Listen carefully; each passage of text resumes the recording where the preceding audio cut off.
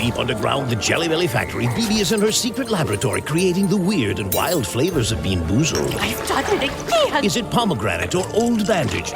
Dare to compare. Bean Boozled, 6th edition. Are you brave enough? Deep underground, the Jelly Belly factory, Bibi is in her secret laboratory creating the weird and wild flavors of Bean Boozled. I've done it again! Is it pomegranate or old bandage? Dare to compare. Bean Boozled, 6th edition. Are you brave enough?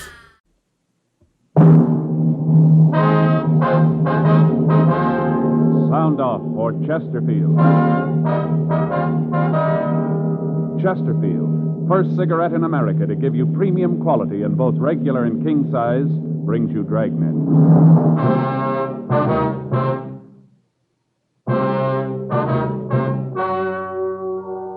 Ladies and gentlemen, the story you are about to hear is true. The names have been changed to protect the innocent.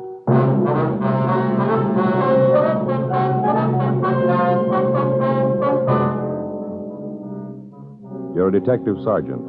You're assigned to homicide detail. A nightclub manager has been robbed and killed. The killers made good their escape. Their identity is unknown. Your job, get them.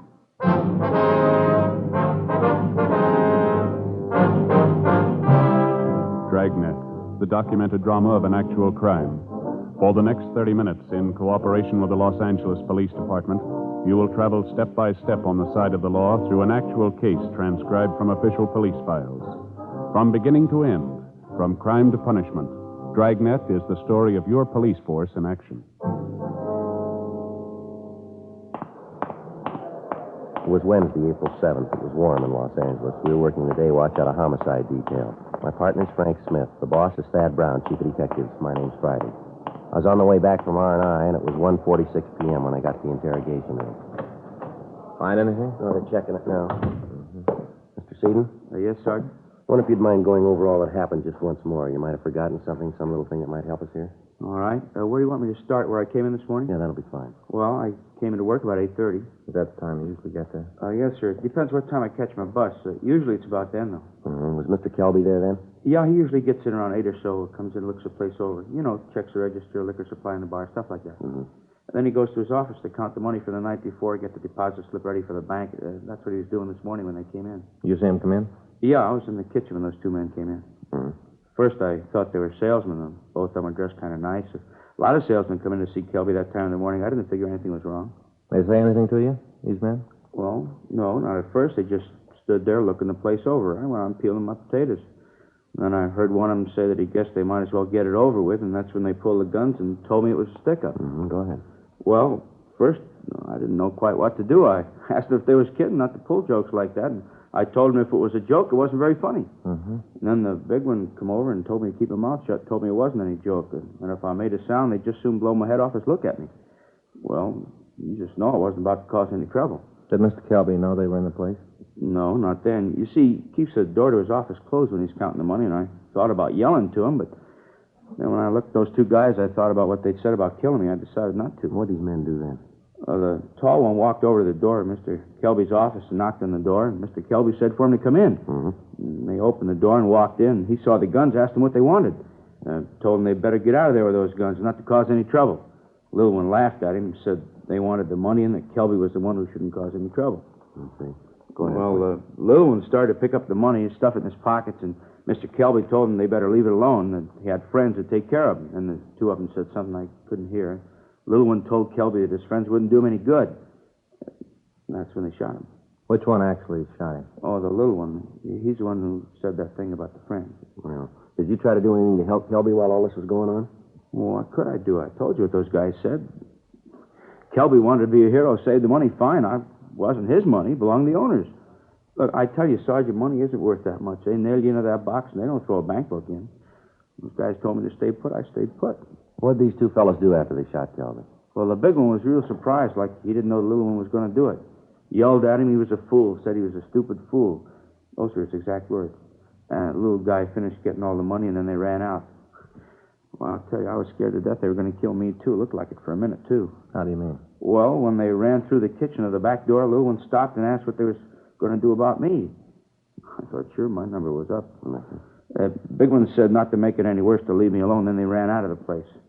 Boy, that's when I called the cops and those other guys, out there in the car. And then you came. The rest you know. Now, you're sure that you've never seen any one of these men before? Well, sir, I'm pretty sure I haven't. I wonder if you can give us some kind of a description on these two men. Yeah, the big one was about 6'2", maybe 3. Weighed about 180 to 200. Dark, black curly hair. Anything special about him? The way he talked? Any scars, anything like that? No, nothing. How was he dressed? Can you remember? Yeah, he had on a gray suit. Glen plaid had kind of red in it, The suit looked expensive. He had black shoes, maroon tie. Now, how about the smaller one? What did he look like? Oh, he was a little one, 5, 6, or 7, 130, 35 pounds. He was dark, too, black hair, cut real short. Uh-huh. How about his clothes?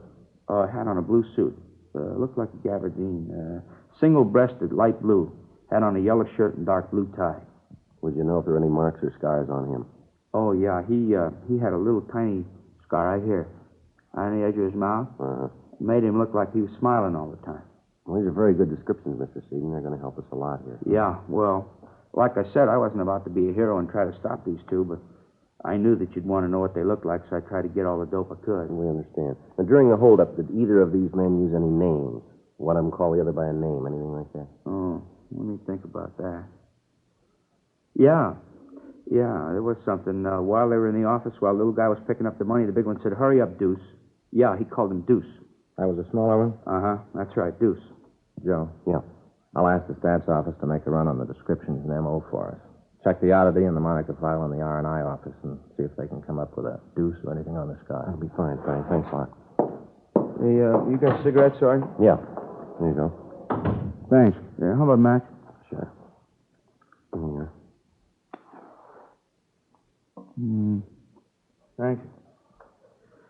Yeah, it's a terrible thing, Kelby being shot. I'll probably lose my job. How's that? I'll probably lose my job. The owners will figure, sure, I should have tried to stop those guys. Well, those are the breaks. You said that when these men came in, the door to the manager's office was closed. Is that right? Oh, yes, sir. Mr. Kelby always kept it closed when he counted the money, just like I said. Uh-huh. Well, then it looks like the men knew that Kelby would be checking the money at that time, doesn't it? That they knew the layout of the place when they came in. Yeah, I never thought of that. By gosh, that's what must have happened. They sure seemed to know what was going on. Anybody else that was usually around at that time, would you know? Anybody that might have known that the manager worked the accounts at that particular time? No, there's nobody else around. But I don't think that Mr. Kelby kept it a secret about the money. Was Kelby conscious at all after he was shot? Do you remember that? Not more than a minute. I ran over to him right after the men left. I wanted to see if I could help, Okay. Yeah, he was shot pretty bad. They'd hit him in the stomach. He was all doubled up. Terrible. He looked up at me and said, "I know." And his voice kind of trailed off. That's all. Just, I know. Stats office is making a run, Joe. I got out the local and the APB on the suspects. Nothing that matches the name Deuce and nothing on the scar. Anything from the crime lab yet? No. Checked by the office. While I was there, Murphy called from Georgia Street. Anything? Yeah, not good. What? Kelby died, never regained consciousness. With the death of the victim, any information he might have given us about his killers was gone. The one witness to the murder was shown the mug books, but was unable to identify the suspect. Sergeants Gill Encinas and Danny Galindo canvassed the neighborhood and came up with the driver of a bakery truck who thought he'd seen the killers leave the club. He told them that two men answering the description given us had walked out of the club and gotten into a late model Mercury sedan. He'd not been able to get the license number of the car, however. He was brought into the office and shown the mug books, but he was unable to point out the killers for us. In checking the neighborhood, Encinas and Galindo had come up with a waitress who had seen two men answering the description of the killers loitering around the area. She also described the Mercury sedan, but said that she hadn't paid much attention to it. Because of the smoothness with which the holdup men had operated, indications led us to believe that they had been tipped off by somebody working for the club. Proceeding with this theory, we checked with the club owner, a Mr. John Watson. We found him in the kitchen of his home. Hope you don't mind if I finish up here, officer. No, not at all, Mr. Watson. Guess it seems a little silly to you for a man to be in the kitchen. Kind of a hobby of mine, cooking. Yes, sir? Making a cheesecake. Got some friends coming over tonight. Figured the cheesecake might taste good later in the evening. Yes, sir. You go right ahead. We just have a few questions we'd like to ask you. About the robbery? Terrible thing. I don't understand why Kelby just didn't give him the money. Not give him any reason to shoot. Do you have any idea who might have known that the money would be in the office at the time? And almost everyone that worked in the place, not making mention of the salesman that came in. Would you hand me that rolling pin over there? Yeah. Here you are. Thanks. Crust to a cheesecake's important. That's one of the reasons I make it myself. Can't stand a soggy crust. Are there any of your employees that you think might do a thing like this? Well, that'd be hard to say. I didn't get around the club much. Once in a while, I'd drop by, chat with Kelby. He did the hiring and firing. As long as the place made money, I didn't interfere.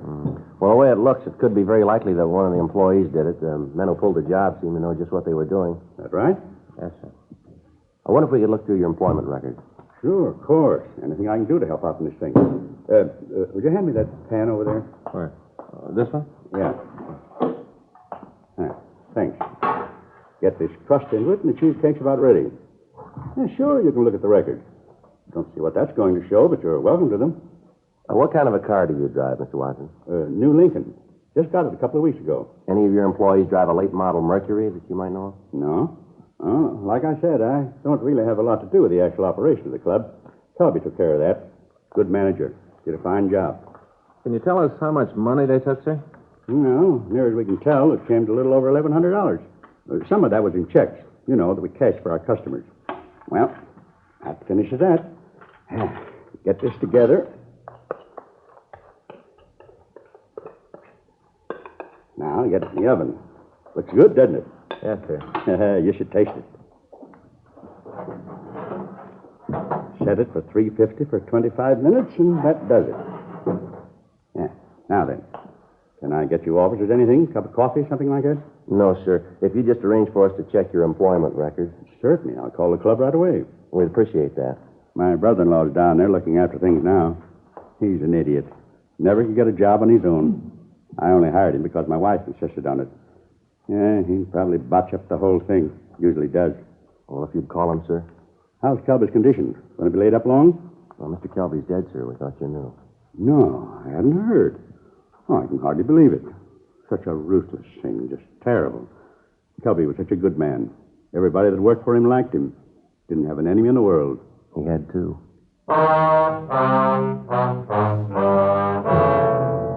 We went back 5 years into the employment records of the club. There were over 200 names. Each of them had to be checked out. Frank and I spent 2 months running them down. In all instances, the people interviewed had alibis, or else they could explain their action at the time of the robbery and killing. In each instance, if the person owned an automobile, it was checked. A broadcast and an APB had been gotten out on the late model Mercury seen at the club, but there had been no answers. No replies had come in on the descriptions of the two suspects. June 17th, we were checking out the last 3 names on the list. One of the 3, a David Adams, listed a rooming house on West 34th Street as his home address. We checked with the landlady, a Mrs. Elvia Collins. Adams? Sure, he lives here, second floor front. Wonder if we could talk to him, ma'am. Sure, got no reason to say you can't. Come in. Thank you, ma'am. He isn't in right now. Went out about an hour ago. Said he had to lead on a job, and I sure hope he gets it. He's a couple of months behind in his rent. Sit down. Just take any chair. Thank you, Miss Collins. You officers like anything? Mint on the table there. Help yourself. No, thank you. Adams give you any idea when he might be back? No, he didn't say right out. I expect he'll be here by 6.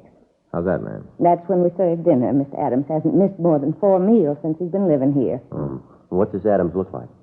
Oh, little man. Sort of like my first husband, little dried-up man. Well, how old would you say he is? Well, I know exactly. Baked his birthday cake last Wednesday. 46 candles and 1 for luck. About how tall would you say, ma'am? 5'6" or so. How about his weight? Maybe 120, and that'd have to be soaking wet. He's a real little man. Is he dark or light? I beg pardon? His hair, is it dark or light? Oh, light. A real silky hair. What little there is left of it. Funny the way he combs it. Never could figure it out why a man would comb his hair that way. What's that, ma'am? Well, you see, he's only got a little bit of hair on one side. He lets it grow real long, and then he combs it all the way over the top of his head, so it'll look like he's got a lot of hair. He really doesn't, though. He's silly. He's pretty vain about other things, too. Does he have any friends in the building, Miss Collins? Well, there's his 2 cousins. They've moved, though. How long ago did they move? Let's see. Must have been about 2, 3 months ago. Yes, that much, anyway. What did these 2 cousins look like, Miss Collins? Can you describe them? Well, you just bet I can. I had a lot of trouble with them 2, always drinking. First one, he was a big one. 6 feet, anyway. Had dark hair. Weighed maybe 200 pounds. Miss Collins, how about his complexion? Dark. Anything outstanding about him? Well, now, what do you mean outstanding? Well, I mean anything about him that struck you as being different, maybe? Anything that attracted your attention? Something like that? No. Well, what about the number 2 man? How old was he? Well, he was a little younger. 35 or maybe 37, around there. How tall would you say he was, Miss Collins? Well, he was a little man. 5'6" or 7. How much do you figure he weighed, would you know? 130 pounds or so. How about his complexion? Dark, just like the other one. Anything outstanding about him? Scars, tattoos, maybe anything like that? Yes, he had a scar. Right on the corner of his mouth. Made him look like he was smirking all the time. It was a real dirty look. What are these men's names, Miss Collins? Well, now, the big one was called Al Evans. Uh-huh. The little one's name was Bill Evans. They was brothers. Did they have a car? Oh, yes, a late one. It was real pretty. You know what make it was? No. No, I'm sorry, but I can't tell one kind from another. Sure was a nice-looking one, though. A lot of chrome all over it. Do you have any idea where they might be now, where they moved to? No, I haven't. Well, Mr. Adams can probably tell you, though. I see. Oh, that might be him now. I'll see. We'll go with you, ma'am, all right? Are you expecting any trouble? What's this all about, anyway? Mr. Adams done something wrong? Oh, I do hope not. He's a little man, but he's awfully nice. We'd just like to talk to him. Oh, I sure hope there won't be any trouble. Oh, Mr. Adams. Yes, Miss Collins? These gentlemen would like to talk to you. Oh? Nothing I can do for you? Are you David Adams? Yes, sir, that's right. We're police officers, Mr. Adams. My name's Friday. This is my partner, Frank Smith. How do you do? What is it you wanted? Well, it might be better if we talked in your room. All right, but I still don't see what it is you want. Did you get the job? No, Mrs. Collins, but I've got another lead. Don't worry, I'll be able to take care of that matter by the first next week. Oh, it's all right, Mr. Adams. I understand. This is it. Not much. Just sit down anywhere. Thank you. You want to tell me what this is all about now? What it is that you want with me? Well, we'd like to talk to you about the robbery of the Pink Rat Cafe last April. The manager was killed. The Pink Rat, yes. I worked there a couple of years ago, but I don't think I've been in the place since then. I lost the job. Kelby fired me for dropping a load of dishes. Did you have an argument at the time? Well, a little one, yeah. I was sore. He was, too. Wanted me to pay for the dishes. I didn't feel it was my fault. I told him so. We had a few words. Nothing serious, so why? Mr. Kelby was killed in the holdup at the bar. Yes, I know. That's too bad. But you surely don't think I had anything to do with that, do you? Well, that's what we're trying to find out. Well, why do you think I'd have anything to do with it? I haven't been near the place for a couple of years. Well, the way the thing was pulled, the whole M.O. makes it look like it's an inside job. Somebody had to give the layout, tell him that Kelby would be in his office with the money at that time. It all points to somebody that either works there now or who did work there. Yes, but why me? Well, your name was on the list. It had to be checked out. Adams, you got any relatives in town? Not now. I had a couple of cousins. They were out here for a while. What are their names? Al and Bill Evans. Mind if we look around your room? No, I got nothing to hide. Go ahead and look around. You won't find anything. Thanks. What is it about my cousins? You figure they had something to do with the thing? Well, we think they might have. Their descriptions match the ones we got from the witnesses. You've been talking to old Mrs. Collins. She's the one who told you about Al and Bill, isn't she? Well, who told us isn't important, Adam? You don't have to admit it. I know. You're a busybody, always getting your nose into somebody else's business. Oh, Harpy. Joe, Yeah. look at here. What's this gun for, Adam? You never know when somebody's going to try to break into the house. It's protection, that's all. You never had it out of the house, huh? Not since I bought it. It's a 32, though. What are you so interested for? Kelby was killed with a 38. Well, he was, wasn't he? Seems to me I heard it on the radio or read it in one of the papers. No, you didn't. The caliber of the gun that killed him wasn't released. How'd you know? I must have read it in the paper, like I said. No, this won't work, mister. I think maybe we better talk to you downtown, huh? You going to arrest me? Just like to talk to you downtown. Let's go. Well, sure, but I got nothing to hide. Well, you still got to come up with an explanation for knowing about that gun. Description we got matches your cousin's. You know about the gun. You got a lot to explain. I don't want to go to jail. Too bad, Adam. You should have thought about that before you got involved in this. Well, if I tell you, if I help to get the guys that did it, will you give me a break? Well, we can't make any deal. Well, I don't want to go to jail. You can't do anything for me, huh? All we can do is see that the district attorney's office knows that you've helped. But you'll tell him, huh? If I give you a hand? He'll know about it. Okay. I got claustrophobia. Put me in a cell and drive me nuts. I'll tell you who did the job. More than that. Yeah. I can show you the gun they used.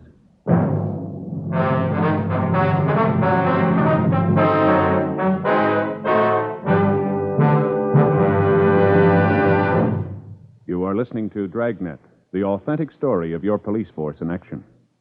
Listen to what the nation's press has had to say about Chesterfield's. Atlantic City Evening Union. Wholesalers and retailers report an extraordinary demand for Chesterfields in both sizes, with sellouts in many instances. Cleveland Press. Dealers everywhere report the big pack sale phenomenal. Last week in Cleveland, some areas reported the long size Chesterfield outsold all other brands. And from all over the country, We're getting reports from dealers telling us no product they ever handled has grown so fast in so short a time as king-size Chesterfields. Yes, with the buying public today, high quality for the money is a must. And that's why so many smokers are changing to Chesterfield. First cigarette in America to give you premium quality in both regular and king size. King size Chesterfield is exactly the same as regular Chesterfield, except it's larger. Contains so much more of the same tobacco, it gives you a 21% longer smoke, yet costs very little more. And the tobacco in king-size Chesterfield is of better quality and higher price than the tobacco in any other king-size cigarette. Try Chesterfield. Either way you like 'em, regular or king size, they're much milder. Chesterfield gives you the best possible smoke.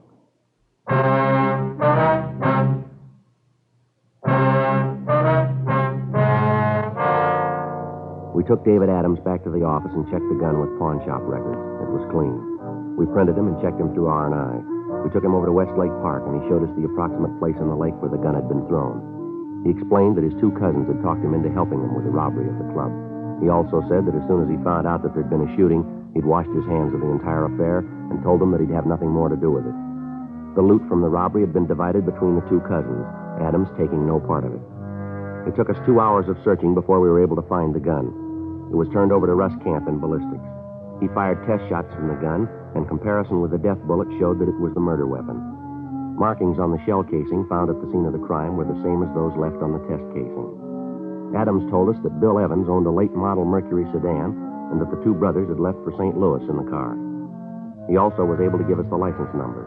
We checked with DMV, and they told us that the legal owner was a finance company on Crenshaw. The manager there told us that their payments were up to date. They were able to give us a St. Louis address used as a reference by Bill Evans. We called the St. Louis Police Department, gave them a rundown, and asked them to pick up the Evans brothers for us.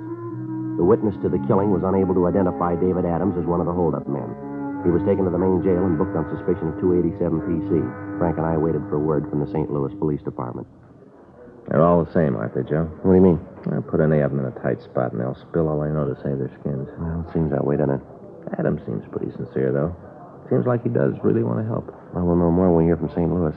You figure that Adams is telling the truth? I don't know. The story seems to check out about how he laid the thing out for him, showing us where the gun was. Being that far back in his room, Red, it'd make that part about him not taking any of the money fit. I'll get it. Homicide, Friday. Yeah, I'll take it. Mello. Yeah. Yeah, we've been waiting to hear from you. Did you pick up the Evans brothers? Uh-huh. Yeah, wait a minute. Toss me that pad, will you, Frank? Yeah, here. Thanks. Yeah, all right, go ahead. Uh-huh. What was that again? I didn't... Yeah, I got it. Okay, thanks. Anything we can do for you, give us a call. Yeah, sure, we sure appreciate it. Right, bye. What does it? What do you mean? St. Louis checked the address. They'd been there all right, but they left this morning. Any idea where they went? Yeah, the Evans boys told us. Huh? They left a forwarding address. Motel out on Ventura Boulevard. Frank and I notified Captain Lorman of the new developments. We talked to the manager of the motel, and she told us that she did have a reservation for June 24th under the name Evans. She told us that they'd be in Cottage 12. In view of the fact that the suspects had not been alarmed, we decided not to put out an APB on the car. We felt reasonably sure that having made the reservations, they'd keep them. But in the event the suspects arrived earlier than expected, a surveillance was placed on the motel 24 hours a day. Sergeants Howard Hudson and Bill Cummings took the period from 6 a.m. to 6 p.m. Frank and I covered the other 12 hours. Directly across from the motel was a used car lot. We talked to the manager, and he gave us permission to sit in any one of his cars while keeping the place under surveillance. As we relieved each other, the police car was taken back to the city hall so there would be no indication that the place was staked out. 4 days passed. No sign of the suspect.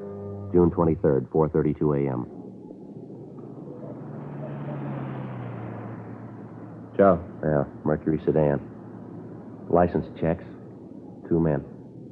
Stopping at the manager's cottage. They're ringing the bell. Yeah, looks like they're signing the register. It must be. There. He's giving him the key. All right, let's let them get to the cottage. We told her we would. All right.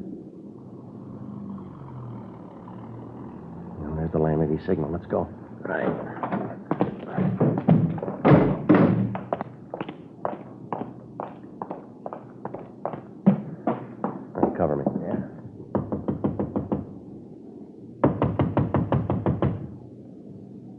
Who is it? This is the manager. Gonna have to move your car. Huh? You gotta move your car. Put it in the back. What do you want? Stand still. Hey, Joe, get the other one. Yeah.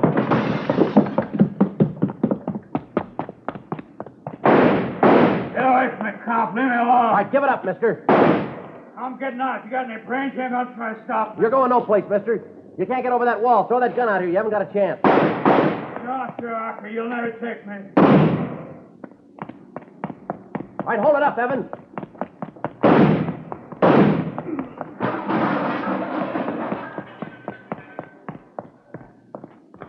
All right. No gun. I'll drop to you. See, I got no gun. Get a doctor for me, huh? Or it hurts. Yeah, we'll call one. You didn't have to shoot, did you? Lousy deal. You didn't have to shoot. You didn't give me much choice, mister. I wasn't trying to hit you, just trying to scare you, that's all. I didn't want to hit you. I'm a good shot. I knew what I was doing. Yeah, you proved you're a good shot. What do you mean? When you killed Kelby.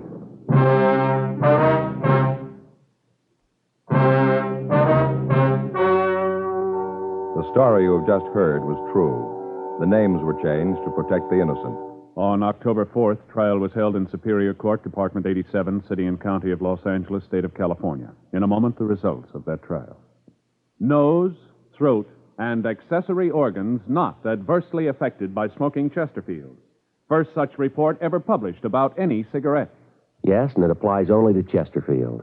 A responsible consulting organization has reported the results of a continuing study by a competent medical specialist and his staff on the effects of smoking Chesterfield cigarettes. A group of people from various walks of life was organized to smoke only Chesterfields.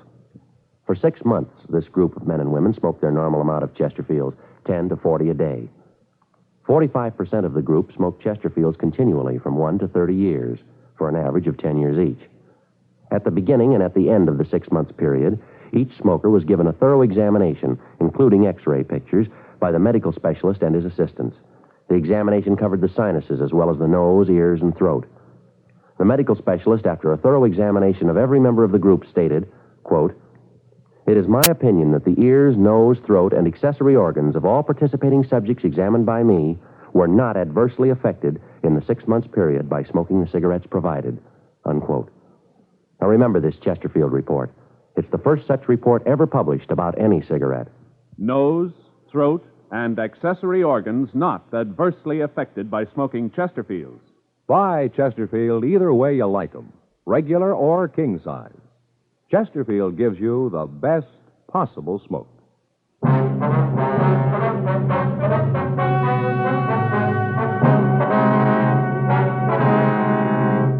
William M. Evans and Alfred T. Evans were tried and convicted of murder in the first degree. They received life sentences in the state penitentiary.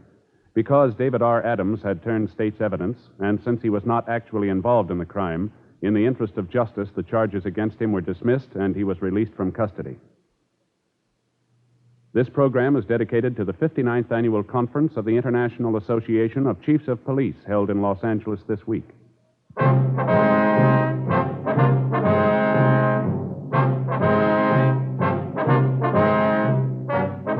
You have just heard Dragnet, a series of authentic cases from official files. Technical advice comes from the Office of Chief of Police W.H. Parker, Los Angeles Police Department. Technical advisors, Captain Jack Donahoe, Sergeant Marty Wynn, Sergeant Vance Brasher.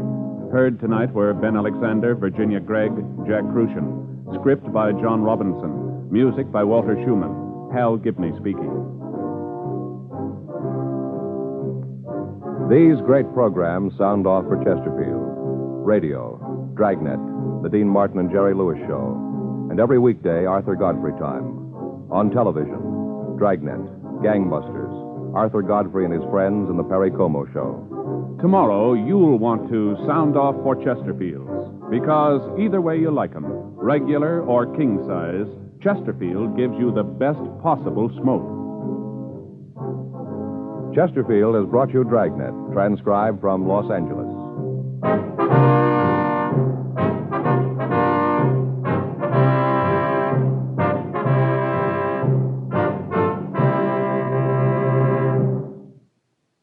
This is NBC, the national broadcasting company.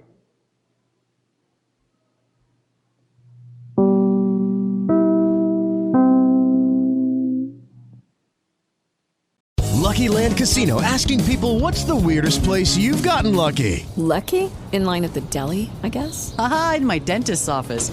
More than once, actually. Do I have to say? Yes, you do. In the car before my kids' PTA meeting. Really? Yes. Excuse me, what's the weirdest place you've gotten lucky? I never win and tell. Well, there you have it. You can get lucky anywhere, playing at LuckyLandSlots.com. Play for free right now. Are you feeling lucky? No purchase necessary. Void where prohibited by law. 18 plus. Terms and conditions apply. See website for details. Okay, round two. Name something that's not boring. A laundry? Ooh, a book club. Computer solitaire, huh? Ah, oh, sorry. We were looking for Chumba Casino.